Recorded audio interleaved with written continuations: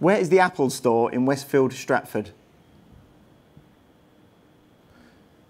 Okay, live demos don't always work. I've got more, stick with me.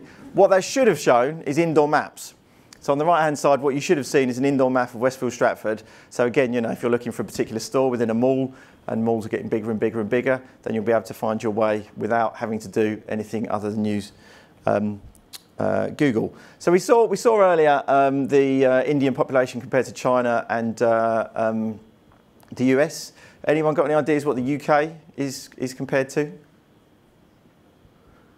Anyone want to hazard a guess? Let's have a look. What is the population of the UK? The population of the United Kingdom was 63.23 million in 2012. So the most popular searches actually are Germany and Australia after that. Somebody shouted out France. France? The population of France was 65.7 million in 2012. Okay, so there's some conversational stuff going on there, which I'll touch on in a second, but just bear with me on that. So one of the things that I always forget is Mother's Day. Maybe Google can help. When is Mother's Day? Mothering Sunday is on Sunday, March 30th, 2014. Actually, do you know what? I better not forget the old man. I meant Father's Day. Father's Day is on Sunday, June 15th, 2014. Okay. I'm a huge fan of David Beckham. You can probably tell by my hair. But let's see how he's getting on. How old is David Beckham?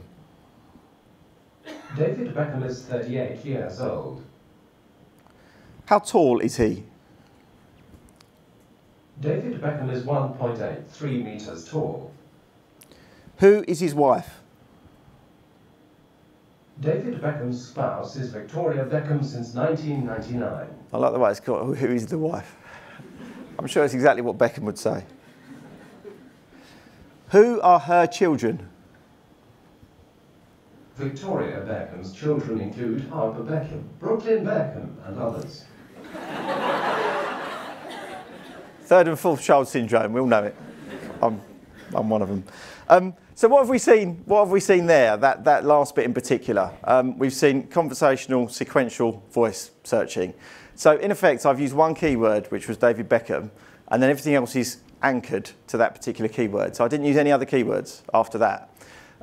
This is where it becomes really, really imperative that you start to take advantage of all of the audience-based information and data that we talked about before. Because if we start to see this behaviour become much more used by consumers, you're not going to be able to do any keyword targeting whatsoever, because they're just going to be using one keyword and every search will come from that.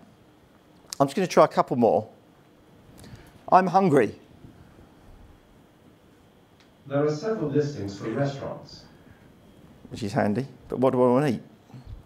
How many calories in a poppadom? 371 calories in 100 grams. That's a lot of calories in a poppadom.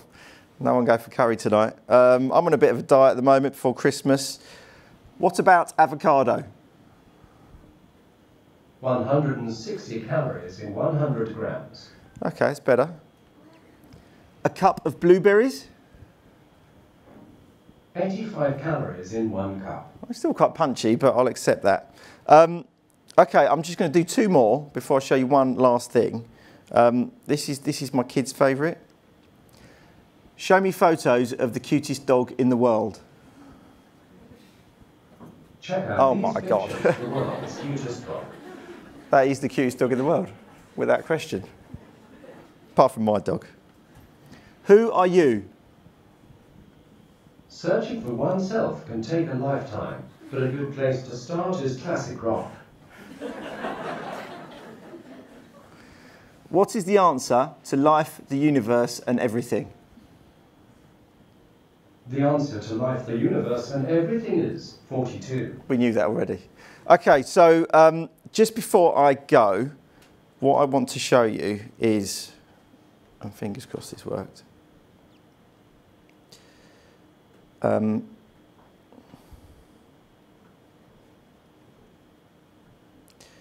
it didn't. Okay, what I wanted to show you was the photo that I took of you earlier, instant uploading to my Google Plus account. So, you know, what Glass should do is actually have an ability to kind of, as soon as you take a photo, it shares it to my Google Plus account, instant uploads it, means that any photos that I've got can instantly be used and shared with whoever I want. But more importantly, it's stored exactly where I want it. No, it's internal at the moment. I'll take that off actually. It's just loads of photos of me, isn't it? Okay, so. Don't go mad. All right. I think that was fantastic. I mean, far from. I'm glad you put that slide up saying the future of search is finished as we know it. Yeah. Because that's just amazing. We already see so much search volume originating from phone, from tablet devices. You're showing us wearable device searches. It really, really excites me that we're almost at the start of a new journey of search. So I've got a quick question for you. Go on. We see explosive growth in mobile search in iCrossing. I was wondering, where do you see it? Is it a particular industry sector? Is it as a class of device? Is it in YouTube? Is it in a particular area? What's the most explosive growth at the moment? Well, where we're seeing growth? I mean, in search in particular, is it? I mean, it is mobile, but it's off desktop. So desktop is still growing, but mobile and tablet are growing exponentially. I'd imagine this is growing exponentially as well because we've only just launched it to search on this kind of device. I mean, you know, if you consider the sort of the way that developing countries are adopting the internet. So at the moment there are 7 billion people on the planet. 2 billion have got access to the internet, which means 5 billion haven't. And Eric Schmidt talks a lot about this in his book, The New Digital Age, which obviously you've all read. No.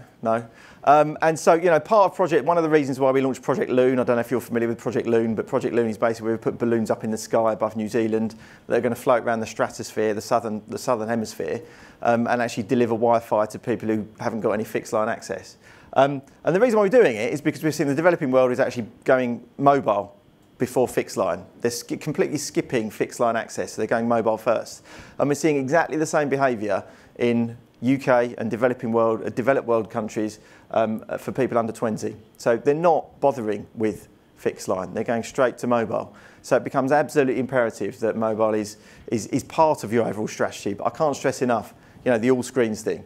It's about having a strategy which is about the consumer. It's not getting bogged down on a device. And through things like the enhanced campaigns initially, but the way that we can actually understand your audience about where they are, the context they're in, rather than what device they're on, we've got a much stronger or much better opportunity to give them the right message at the right time, which ultimately is all advertising is. So exciting. All the hardware development combining with what you guys are doing in user experience. So much opportunity for these guys going forward. Thanks a lot, Matt. Thank you, Paul.